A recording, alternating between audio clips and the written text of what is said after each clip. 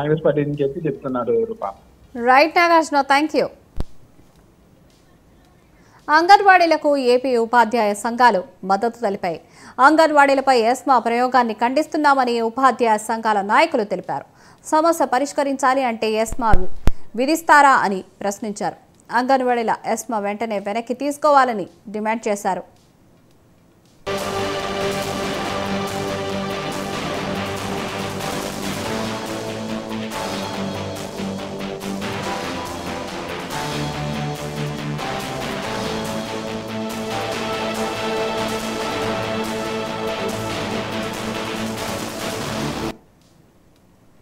ఏపీలో గత కొన్ని వారాలుగా సమ్మె చేస్తున్న అంగన్వాడీలపై రాష్ట్ర ప్రభుత్వం ఎస్మా ప్రయోగించింది. అంగన్వాడీలు 6 నెలల పాటు సమ్మెలు, నిరసనలు చేపట్టడం నిషేధమంటూ ఉత్తర్వులు జారీ చేసింది. ప్రభుత్వం తమపై ఎస్మా ప్రయోగించడం పట్ల అంగన్వాడీలు ఆగ్రహం వ్యక్తం చేశారు. ప్రభుత్వ బెదిరింపులకు భయపడేది లేదు అని, సమస్యలు పరిష్కరించే వరకు సమ్మె చేస్తామని స్పష్టం చేశారు.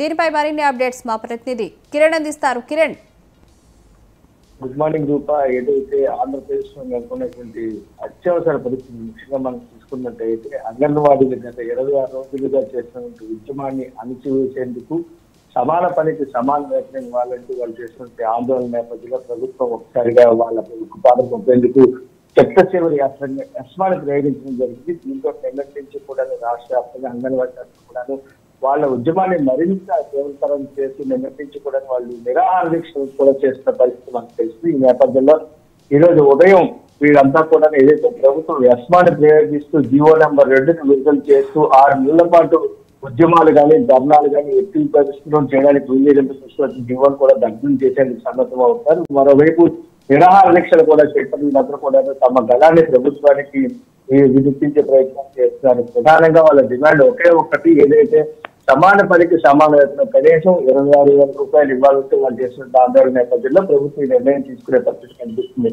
అయితే ఈ ఎస్మా ప్రయోగం అనేది ప్రజల జనజీవన సేవలకు ఇబ్బంది కలిగించడం, ప్రజలకు అత్యవసర సేవలు వేస్తూ చేస్తున్న ఆందోళన నేపథ్యంలో ప్రభుత్వం ఎస్మా చట్టాన్ని ప్రయోగించే పరిస్థితి కనిపిస్తుంది. మొట్టమొదటిసారిగా 1980లో కార్మిక సంఘాలన్నీ కూడా ఒకసారిగా దేశవ్యాప్తంగా నిరసనలు బాధపడుతున్న నేపథ్యంలో ఆనాటి ప్రభుత్వాలు ఈ ఎస్మాను మొట్టమొదటిసారిగా రంగంలోకి దింపడం జరిగింది. ఈ ప్రయోగంతో దాదాపు కొన్ని కార్మిక సంఘాలపై ఉత్పాదం మోపేందుకు, కొన్ని కార్మిక సంస్థలపై వాళ్ళందరూ కూడా పెద్ద చేసిన ఆందోళన నేపథ్యంలో కర్మాగారాలు నెలకొన్న పరిస్థితులు, మరోవైపు కార్మిక సంఘాలు చేస్తున్న ఆందోళన నేపథ్యంలో అప్పటి కేంద్ర ప్రభుత్వం కొన్ని సవరణలు చేసేందుకు ఎస్మాను ప్రయోగించింది. మళ్ళీ ఈసారి ఇదో ఆంధ్రప్రదేశ్ లో పునరావృతం అయినటువంటి పరిస్థితి అనుకోండి. అయితే ఏదైతే కార్మికులు చేస్తున్న ఆందోళన, మరోవైపు ముఖ్యంగా అంగన్వాడీ చేస్తున్న ఆందోళన నేపథ్యంలో రాష్ట్ర ప్రభుత్వం తీసుకున్న ఈ చట్టాన్ని అన్ని పార్టీలు అదేవిధంగా ప్రజా సంఘాలను కూడా తీవ్ర వ్యతిరేకత వ్యక్తం చేస్తుంది. ముఖ్యంగా ఇప్పుడిప్పుడే కాంగ్రెస్ పార్టీ అనుభూతిగా పుంజుకుంటున్న నేపథ్యంలో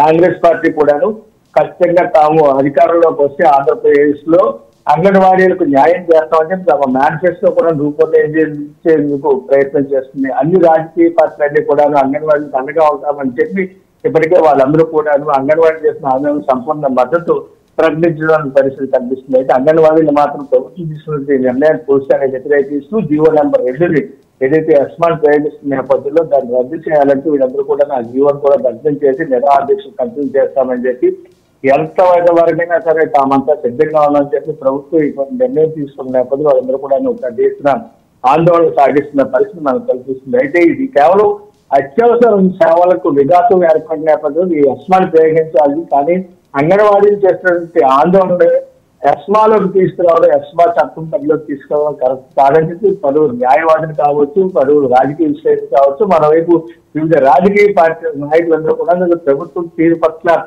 అసహనాన్ని వ్యక్తం చేస్తున్న పరిస్థితి కనిపిస్తుంది. మొత్తం మీద మనం చూసుకున్నట్లయితే రాబోయే రోజుల్లో, అంటే ఈ రోజు రేపట్లో ఈ ఉద్యమాన్ని మరింత తీవ్రతరం చేసే పరిస్థితి కనిపిస్తుంది. అయితే ప్రభుత్వం మాత్రం ఈ ఎస్మా చట్టం ద్వారా 6 నెలల పాటు రాష్ట్రంలో ఎక్కడా కూడా నిరసనలు హత్తాలు చేయడానికి వీల్లేదని చెప్పి అవసరమైతే ఎటువంటి ముందస్తు నోటీసులు లేకుండా వీళ్ళందరినీ కూడా అదుపులోకి తీసుకోవడం, మరోవైపు విధుల నుంచి బహిష్కరించేసి ఎస్మా చట్టం ఉపయోగపడుతుంది అనేది ప్రభుత్వం చెప్తున్న వాదన. మొత్తం మీద మనం చూసుకున్నట్లయితే రాష్ట్రంలో నెలకొన్నటువంటి పరిస్థితి చూసుకున్నట్లయితే ఎప్పుడు ఏం జరుగుతుంది అనేది ఇక్కడ ఉన్నటువంటి స్థానిక ప్రజానికి రాష్ట్ర వ్యాప్తంగా ఎప్పుడు ఏ ప్రమాదం సంభవిస్తుందో ఈ చేసినట్టు ఉద్యమ నేపథ్యంలో ప్రభుత్వం ఇటువంటి అణచివేత ద్వారా పాల్పడుతుందని చెప్పి తీవ్ర భయాందోళన అయితే నెలకొన్న పరిస్థితి కనిపిస్తుంది Roopa. Right Kiran, thank you.